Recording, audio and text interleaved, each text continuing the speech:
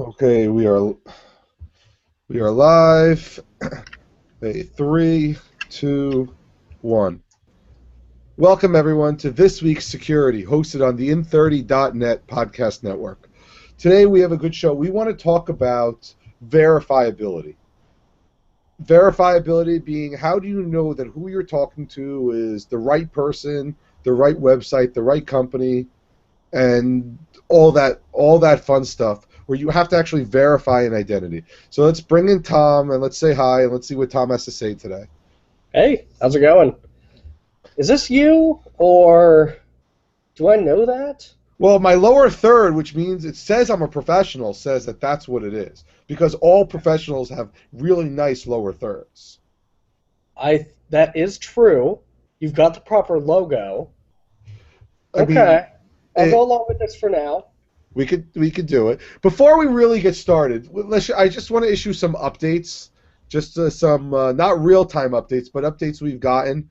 And the first one is going back all the way to our second show we ever did, where we titled it "Money, Money, Money," and we spoke about different ways to pay people through the interwebs, through email, through what have you. And Square Cash actually issued a silent update.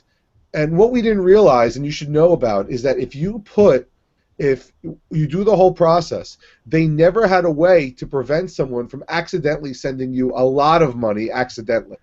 So somebody can get your phone, unlock it, go to Square Cash, and then type in the money, the $500, send it to themselves. And this actually came from a friend of mine who found this. But recently they have a checkbox. You go to square.com/cash, and you can enable a setting that says, please ask me for my CVV code every single time I want to send money, which is a good thing because now it's basically two-factor. Unlock your phone, go to the app, type in how much, and then it says, get me that something you have, and type it in. Yeah, So, it's good updates. It's necessary. I wish there were more protections around Square Cash. I don't have a good answer for that. It's definitely the most convenient way to send money on the internet, bar none. and, Um, and I think you were right, where it does the reverse charge on your debit card.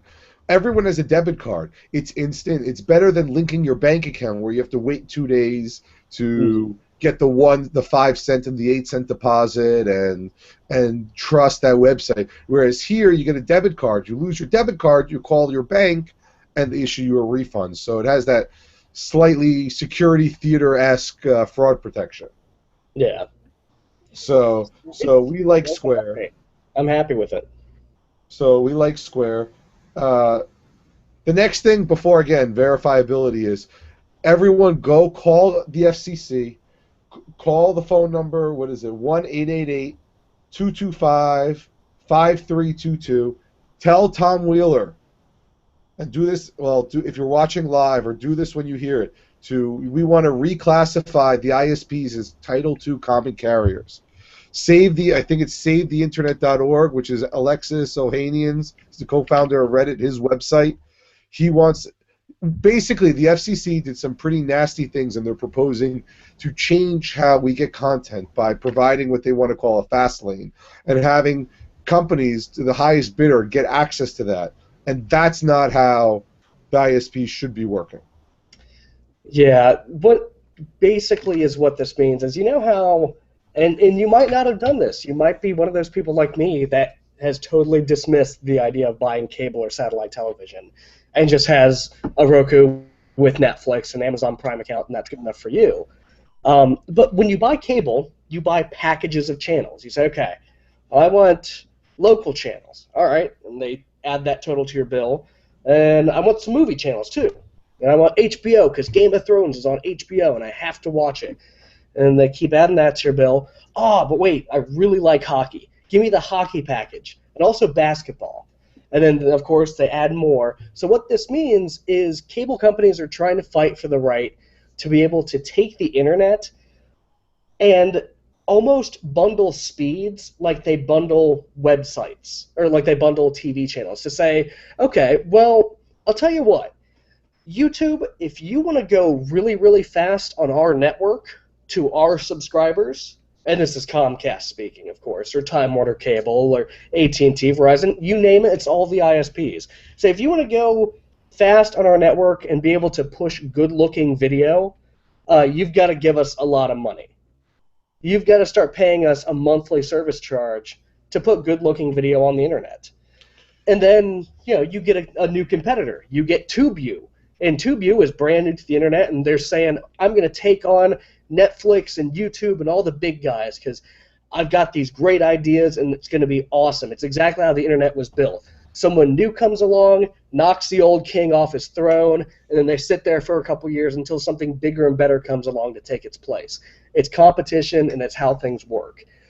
But TubeU doesn't have enough money to pay Comcast for a fast lane, so they die.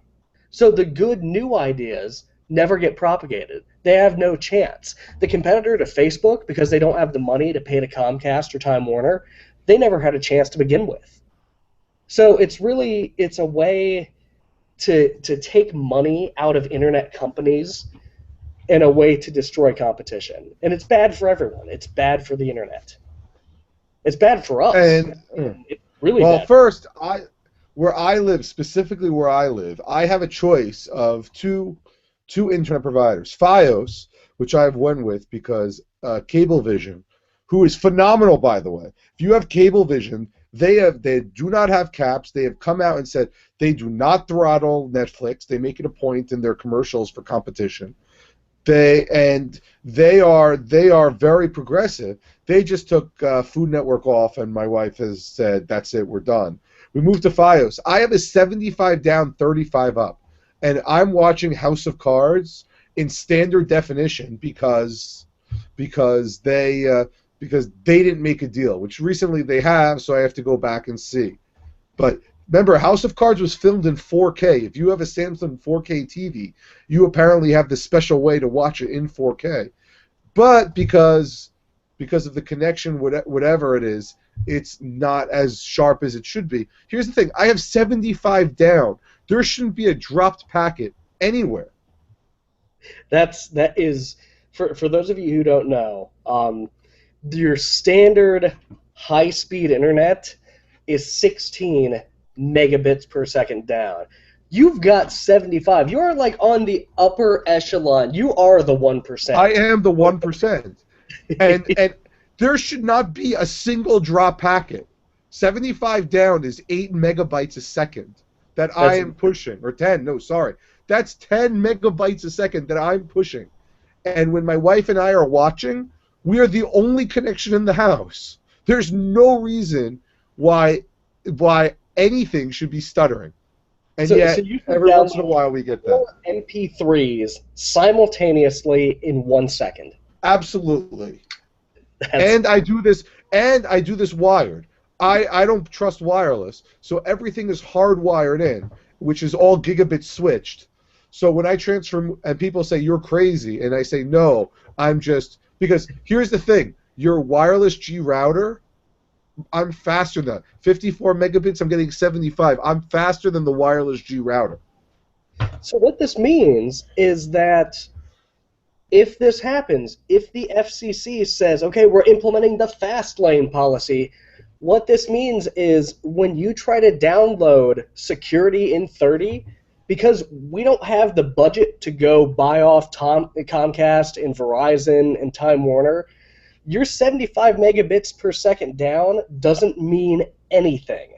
It means you will be downloading one of our episodes, and it'll probably take, from my estimates, given Comcast's current state, about 9 years. 9 to 10 years, roughly, to download an episode. And, I mean, like, I'm sure Google would make these deals. So it would be better for you to watch it on YouTube and just hide the video than to download it. But this hurts. This hurts like we said, the indie people who can't afford to, the social networks that can't afford to, and maybe they'll make you pay. Maybe they'll ask for donations, but this is a problem. And I read an article today that says someone like you, Tom, is using about 350 gigabytes a month because you're a cord cutter, and that's what they're. I mean, the average cord cutter is 350. But Comcast, 100. was limiting you to 250. Yeah, no, I'd die on 250. There's a great ISP where I live. I've basically got the choice between Time Warner and this other ISP, who will go nameless because I will not advertise for them. And I was a previous customer of theirs, and then they added data caps, and they said, yeah, you're going to be capped at about 250, and we're not going to let you go past it. If you do, we're going to charge you an extra 200 or 200 bucks, an extra $10 for every 100 gig you go over. I did the math, and it's like, hold on a minute. No, no. So their connection was better, way faster. They were cheaper. They had better customer service, but because they had data caps, I couldn't use them, so I had to go to Time Warner. And So, unfortunately, you're going to eventually be Comcast. SaveTheInternet.com. Go there. It's got the information. If you want the quick version, call the FCC. Tell them what you think of the fast lane. Get ready, all right? Here's the information. The phone number, 1-888-225-5322. You're going to press 1. You're going to press 4. You're going to press 0. That'll get you to a person. Now, be nice to these people. They're on your side. They're taking your comments. They're going to write stuff down. They're going to send it up to the top. Be nice. This is a job, too, and I'm sure they don't like answering phones all day. So you need to say we want Internet service providers reclassified as Title II common carriers. That means the Internet remains free. If that happens, we win. If not, I don't know I don't know specifically what a Title II common carrier is, but basically the government let Verizon, Comcast, Time Warner, all these places, they said, well, to build the infrastructure of high-speed broadband, it's going to cost us billions of dollars. We can't take on the competition. So we're going to be the own area, but we're not going to gouge customers. We're going to essentially be a utility. And then satellite came in, and then Fios came in, and all these other people started chipping away at that and becoming more competitive. So now they're saying there's competition even though there's not, and we're trying to say, no, there is no competition. They're a utility, just like your water, just like your electric. You can't go anywhere else, and they have to abide by certain rules, and to stifle them is bad. Yeah. That's my best take. I'm probably completely wrong, but I think that's very accurate. And we've probably gone way longer on this topic than we probably wanted to. Yeah, let's move on. So the main crux today, we want to talk about verifiability, just like we started at the top of the show. And this comes from somebody I talk to regularly that also knows security when I invited him to keybase.io. Now, keybase.io, we spoke about a few weeks ago, was where this like splash page of you with your picture, your Twitter ID, your PHP key, and all these things that says, we verified this person. We believe that you should be able to trust them. And my friend said, you know what? That's not necessarily good when we talk about plausible deniability. If the NSA grabs you and say, we have communication between Heim Time and Tom and Samurai Link 3, and we know it's you, you can say, I don't know where you got that. Well, your PGP key is. No, MIT just hosts the server. PGP just hosts the keys. It doesn't say it's you. It just says this PGP key goes with this email address. And by verifying it, you are now telling the government, or you're telling whomever, that this is in fact the person, and this could be seen as a problem. Yes, and when it comes to that, I completely agree with that assessment. When it comes to plausible deniability, if you're trying to be secret, if you're trying to use PGP keys to communicate in secret, don't post the key. Don't post the key anywhere. So you and I both have destroyed our plausible identifiability with our current PGP keys because we both post them on our website. Absolutely. And now we just signed up for Keybase. Which took me, by the way, a few hours to realize how to run Node. You have to install Node.js, and you got to get your command line Ninja on. But after it, I did get it, and it was okay. Yeah, the applications aren't too newbie friendly, and really not very friendly at all.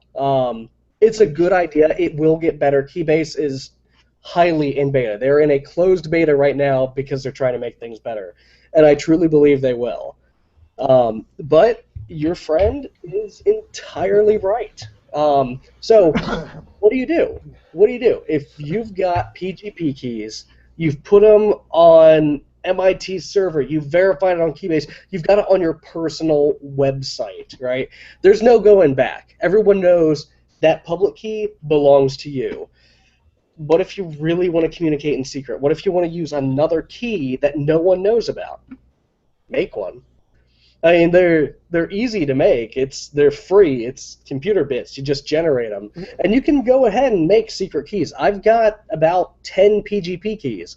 I've got one personal email key, but I keep a different key for different functions that I do. I've got different keys, of course, for different email addresses.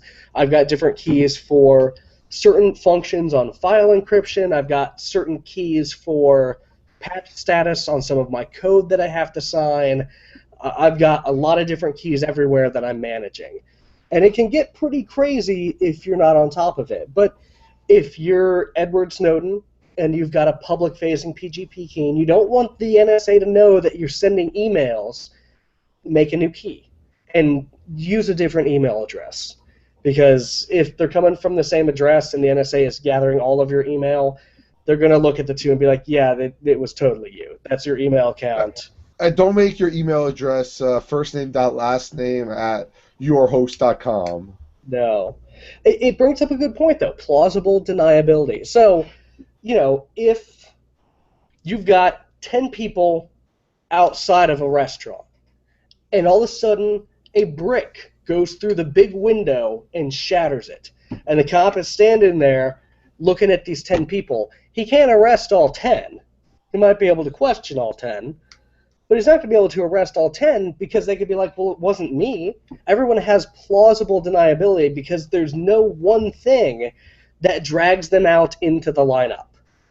You can say with a straight face, yeah, it wasn't me, and there's a chance you could be right. Not a remote chance, but a decent chance you could be right. That's plausible deniability.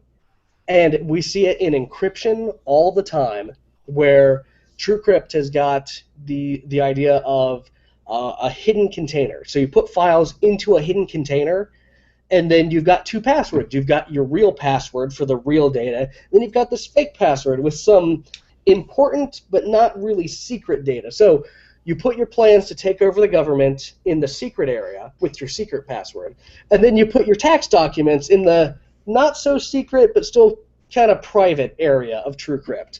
And then when the government agent comes up to you and pulls out his gun and says, "Give me your password," you give him your private but not so secret. First, you hold your right to remain silent. Then Yes. let them arrest you. Then let them bring up your lawyer and have the lawyer argue this with you with the government. Let it take a few months. Then the judge, and this is for another topic, will force you under contempt of court to give up your key. Then you give up your key. Yeah. And then they find some documents. Don't have it blank. Don't have it with nothing on it. And then one file that's a super secret file. Yeah. Like, it's got to look good. It's got to look good. Now, keep in mind, it's not just any deniability. This is plausible deniability. That means you have to be able to convince someone that you were trying to hide something. If you've got Shakira MP3s in your not-so-secret area of TrueCrypt, no one's going to believe you unless you work for, like an indie music website or something like that. And that's your really secret stash of bad music that you really like. But yeah, so you want to also have that plausible deniability, and that's where my friend is really making the case that Keybase or any other sort of directory like this is a problem. Any place where, like Facebook, where you have your name, you have your photo, you have your phone number, why would you lie about that stuff? Why would you would give a fake name, give a fake photo? Now it happens. We all know it happens. and you can still say plausible deniability. But now you have a website that has your PGP key. It's going to match up to the MIT key server that you published to. It's going to match up to your website, and now they have all these three things, and you can't just say, "Oh, I'm lying on all three." So with that said, either have a public one where and then if you really need to be hidden, make another one. Don't only tell people you need to communicate with. Maybe use it only through Tor. Don't even use it from the same IP address. It goes a little farther, but if you're truly paranoid, have a completely separate computer that you only use a Tor distribution of Linux on, like Tails, where you have a secret email account and an entirely separate identity that you have to wear a top hat and a mustache to use, just so you can look a little different. And make sure to hardware disconnect the webcam. There's so many layers you can get into with this stuff. It's crazy. And again, and we always say, before you go completely crazy, ask yourself, how crazy do I really want to become? Because if you really want to go that far, using the internet is basically not your right answer. Yeah. There comes a point where unplugging the network cable is way easier than the amount of security you're trying to put into this. But again, like I said, my friend brought this up and wants nothing to do with keybase, but that's because he's a little more paranoid than me. And I look at this as somebody may want to send me, test out, see if this works, and here it is to them. They want to send me something, and then from there we can communicate in a different way. Yeah, and I think you and I are in a kind of a different category of computer user. We see ourselves as public citizens, kind of public figures of the internet.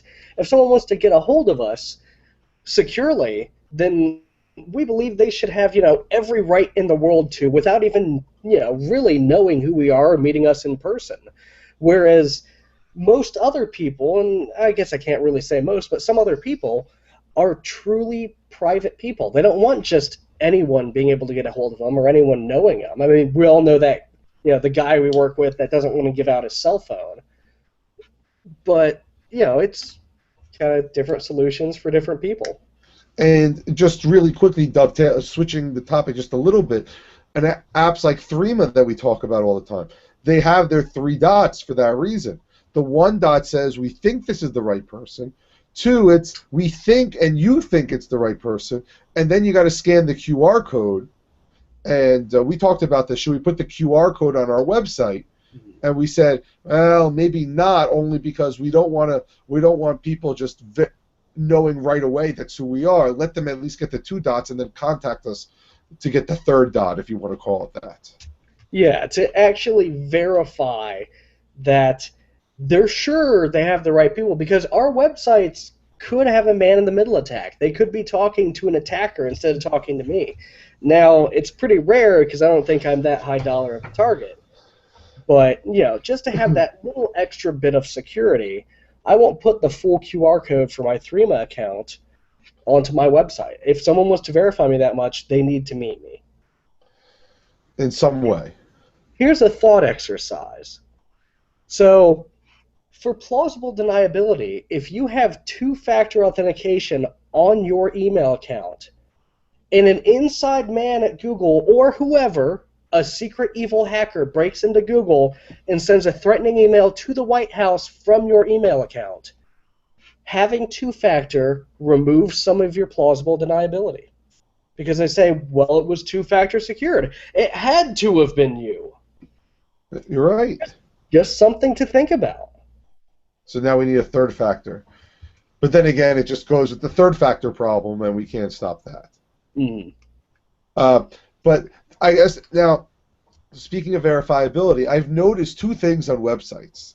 One of them is the lock, and we talk about HTTPS all the time.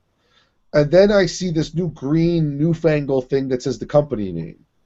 Yep. What are those, specifically?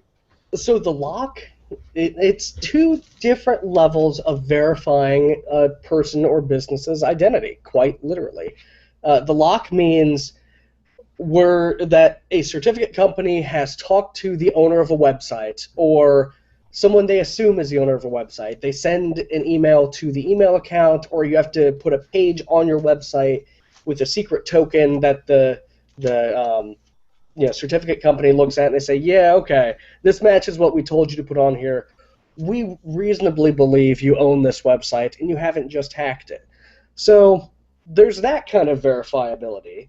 But that might not be enough for something like a bank. I mean, what if a hacker broke into a bank's email account and said, yeah, no, it's totally me. I just need a certificate, for my bank website, please? So they have come out with different levels of verified certificates. One of them is the extended validation certificate, or the EV certificate.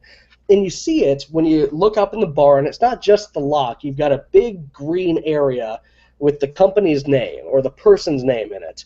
What that means is they've gone through, maybe not a background check per se, but the company has gone through a whole lot of effort to verify mailing address, verify they actually own the business, verify they are who they really say they are.